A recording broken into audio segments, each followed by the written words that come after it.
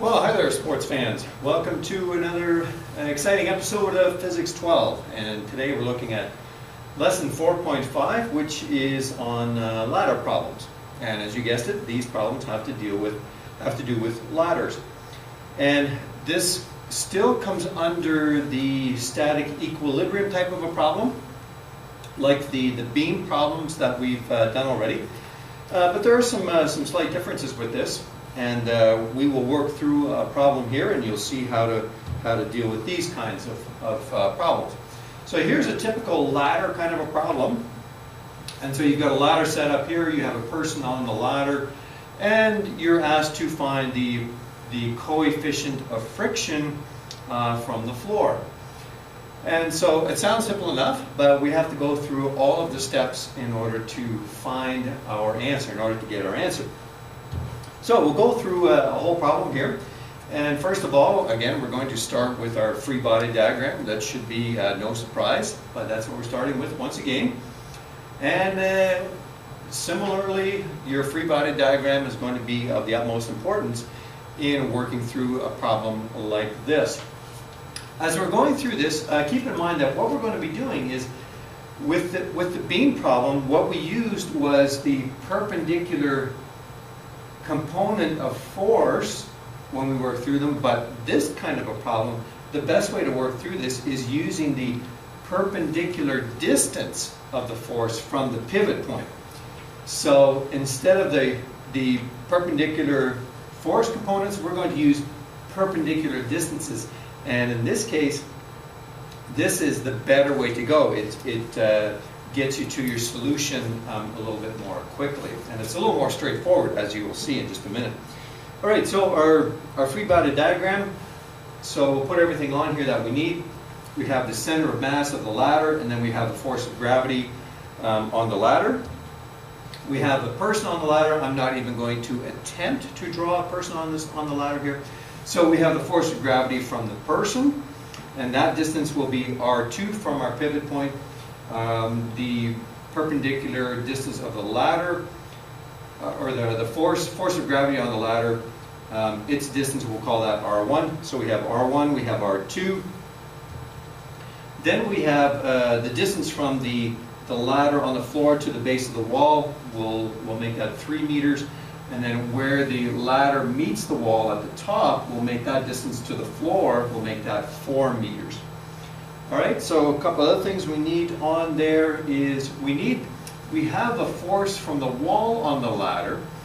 Now I'm going to call this FW, or force from the wall. This could be considered a normal force. This would be actually a normal force from the wall, but we have another normal force from the floor, so we don't want to get them confused, and so I'll just call that one FW, or force from the wall. And we're going to use the perpendicular distance from this force as well to our pivot point, and we'll call that distance R3. So obviously that's just going to be the same as this distance right over here. The force in the wall is perpendicular to the wall, so that again will be 4 meters. Then, as I said, we have the normal force from the floor as well. So there's our normal force from the floor. And then we have a force of friction from the floor onto the base of the ladder here. All right, so a couple more things we need on here. We'll make the mass of the ladder, we'll make that 12 kilograms. And then the mass of the person, we'll make that 55 kilograms. And then we'll put on our distances here. The perpendicular distance from the center of mass of the ladder, well, if this distance is from here to here, if that's 3 meters, then that has to be halfway. It'll just be 1.5 meters. Because if it's uniform density, its center of mass will be at the center, which will be halfway up the ladder, and that has to be half the distance from the base of the ladder to the base of the wall, so that's going to be 1.5 meters. R2 will make that 2.1 meters, so R2 is 1 meter. R2 is 2.1 meters, and then from the base of the ladder to the base of the wall is 3 meters, and then to the top of the ladder is 4 meters up the wall, and that's going to be the same as R3, which is the perpendicular distance of the force from the wall. Then we should put our directions on here, clockwise direction and counterclockwise direction. So we have those on there. And then lastly, our pivot point. And again, we can make our pivot point anywhere, but this makes the most sense in this situation because we have two unknowns right here. We don't know the normal force and we don't know the force of friction either. So that would be the best place to make our pivot point. So we've got step one is done, which is make your free body diagram and pick your pivot point. So we've got that. So step two then is to write our balanced torque equations. So your counterclockwise torque has to equal your clockwise torques.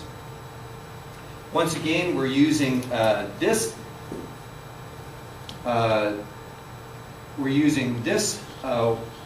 these distances, the perpendicular distances, which is the distance from the force to the pivot point, instead of your perpendicular force components, as we mentioned a couple of times already. So that's how we're going to work through these ones. So in that sense, here is your balanced torque equation then. So your force from the wall times the distance to the pivot point equals mg, force of gravity of the ladder, times its distance from the pivot point, which is 1.5 meters, times the force of gravity of the person, and its distance from the pivot point, which is 2.1 meters. So put all those numbers in there. So there we are. And so the force of the wall times its perpendicular distance has to equal 1,308.8 newtons. Now the most common mistake then is not taking this number and dividing by this one here. So we've got to take one more step here to find out what FW is. FW is going to be this number divided by whatever this number is. In this case it's 4.0. So 1,308.8 divided by 4.0, and that equals 327.2 newtons. All right, so we now have another one of our unknown forces, which is the force in the wall. So we have the force of the wall, which is 327.2 newtons. So that one we got from our balanced torque equation. So step three then is our balanced force equations. And we'll first look in the x direction, and this one is pretty straightforward because we only have two forces in the x direction. We have the force of friction and we have the force of the wall. And we've already determined what the force in the wall is. So the force of friction then has to equal the force in the wall, and that's going to be 327.2 newtons. So that one's taken care of now. So now we'll look in the y direction. So in the y direction, our balanced forces will look like this. We have one in the up direction, the normal force from the floor, and then we have the two force of gravities, one from the ladder, one from the person. And so our normal force, our balanced force equation in the y direction is just simply that right there. And so now we just have to put those numbers in. And so we get a normal force of 117.6 plus 539, which equals 656.6 newtons. So that's our normal force. So now we have all three of our unknowns. We have the force on the wall, force of friction, and the normal force on the floor. So the original question was, we'll find the coefficient of friction from the floor. So we know that the force of friction has to equal mu Fn, which means then that mu is the force of friction divided by the normal force. So now we just have to put those numbers in. So we get 327.2 divided by 656.6.